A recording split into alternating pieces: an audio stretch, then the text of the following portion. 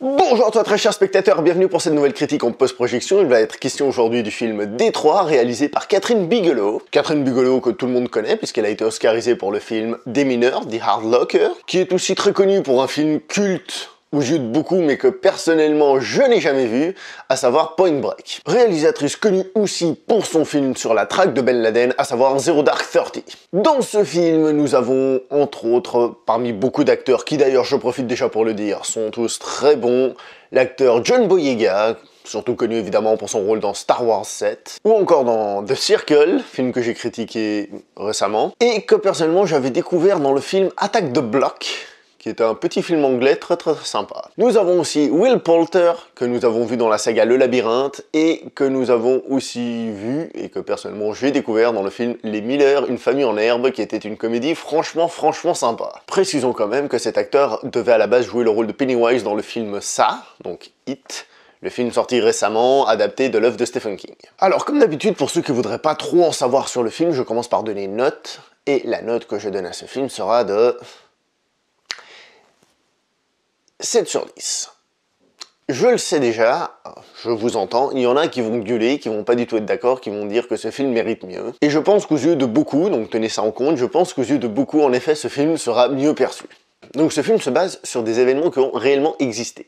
Se base librement sur des événements qui ont réellement existé. Ce qui veut dire que, en se basant sur ce point de départ, la réalisatrice raconte l'histoire que elle veut et comment elle veut. À tenir en compte. Et donc ces événements se sont déroulés à la fin des 60s, et plus précisément en 1967, dans la ville américaine de Détroit. Mais là je suis sûr que je vous surprends. Kathryn Bigelow est une réalisatrice très américaine. Que ce soit son Des mineurs ou son Zero Dark Thirty, j'ai trouvé que c'était des films très américains, pour des Américains d'ailleurs. Zero Dark Thirty était assez rigolo en ce sens, où on voyait le personnage interprété par Jessica Chastain qui était complètement hystérique à l'idée d'attraper Ben Laden, alors que pendant tout le film, personnellement, moi je me souviens, je regardais en disant « Mais ça va rien changer d'attraper Ben Laden, c'est pas parce que t'attrapes Ben Laden qu'il y aura plus de terrorisme. » Mais bon, ça tenait à cœur à l'Amérique de se venger de Ben Laden, de l'attraper et de le trucider. Donc c'était vraiment quelque chose qui touchait le cœur des Américains, des films très américains.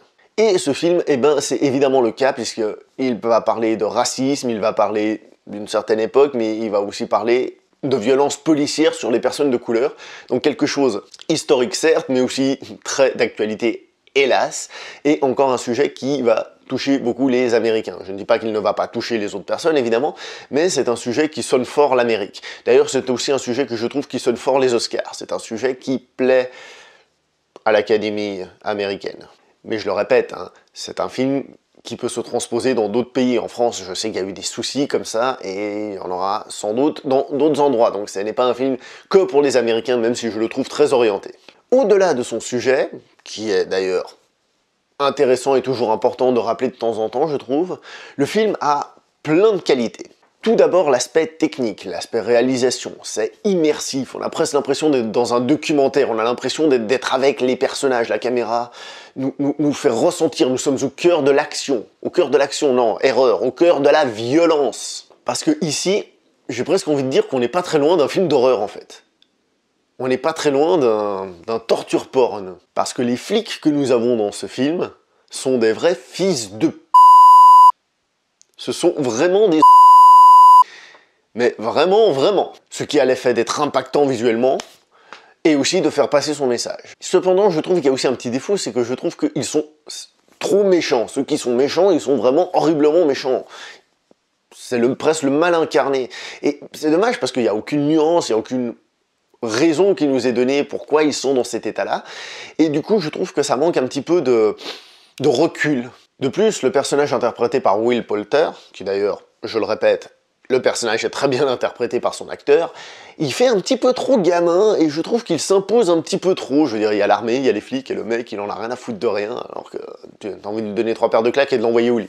Puisque nous parlons des acteurs, entre guillemets, j'aimerais vous dire que John Boyega, qui est un acteur qui est généralement pas des masses apprécié, pourrait surprendre plus d'un dans ce film. Au niveau des qualités, il faut aussi parler de la musique, qui a un rôle particulier dans ce film, puisque le sujet du film parle entre autres de musique, donc forcément, la musique gagne en intensité et aide à rendre ce film bien meilleur. Le film est divisé en gros en deux parties. Il y a d'abord donc cette nuit interminable, cette nuit infernale, cette nuit ultra violente, et dans le troisième acte, le film part dans une autre direction, celle du film juridique, du film à procès.